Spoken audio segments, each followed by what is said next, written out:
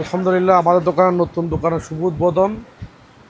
আমাদের দোকানের স্থান পরিবর্তন রাজু গার্মেন্টস ঢাকা ট্রেড সেন্টারের 4 তলায়, বঙ্গসাই 36 নম্বর দোকান। তো আমাদের দোকানের কার্যক্রম শেষ আজকে। আলহামদুলিল্লাহ আমরা নতুনভাবে চালু করলাম।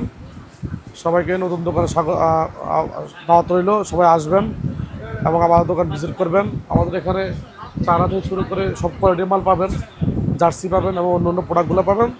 যাদের প্রয়োজন তারা দ্রুত আমাদের সাথে যোগাযোগ করবেন আমাদের হোয়াটসঅ্যাপ নম্বরে।